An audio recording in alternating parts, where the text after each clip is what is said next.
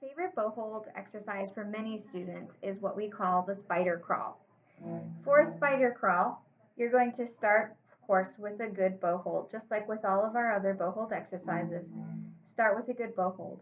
You're going to have your bow just a little bit in front of your body and in the air. Okay, make sure that the screw of the bow is not touching anything, that you've got room to move.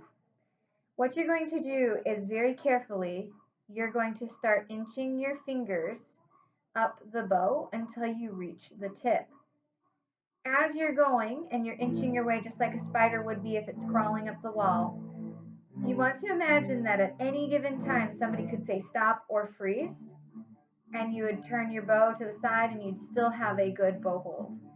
If your fingers start really going rogue and start doing weird things like pinkies start to bend in wrong directions, thumbs start to bend in wrong directions, then just reset, start again, and watch that bow hold.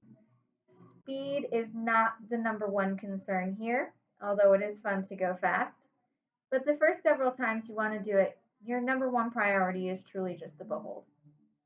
Now, a lot of students get a little concerned because the thumb can occasionally touch the bow hair as you're doing this. If it touches the bow hair and it's on the inside between the hair and the stick, don't worry a whole lot because we don't actually use that part of the bow hair, that it's not going to greatly affect it. However, if you feel like you're really touching a lot, check to see how thick your bow spacing is between your um, hair and your stick. It could be that you need to tighten it just a little bit more to get away from that. The other thing to think about too is your thumb.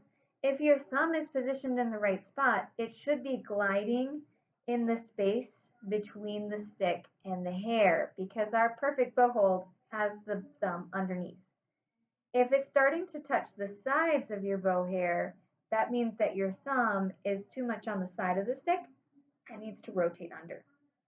Now, once you get all the way to the tip of your bow and you've had your spider crawled to the tip, this is where it gets really challenging because you have to go the other direction. So you're going to have to, same thing, you're going to have to inch your way down all the way until you get back down to the frog. Now, be careful not to cheat when you come back down, that your bow hold is still good. So you may need to go kind of one finger at a time and kind of space it out, bringing one finger down, sliding that thumb so that you still remain with that good bow hold.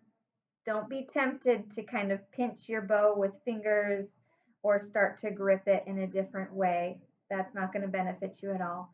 But keep that nice steady bow hold the whole way until you get down to the bottom.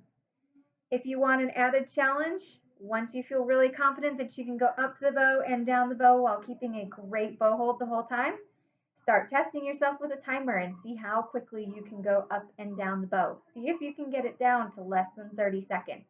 If you can, that's really, really fast, and that means you've got really good dexterity, flexibility, and control in your fingers. But if you can't, don't worry. With time and practice, you'll be able to get there.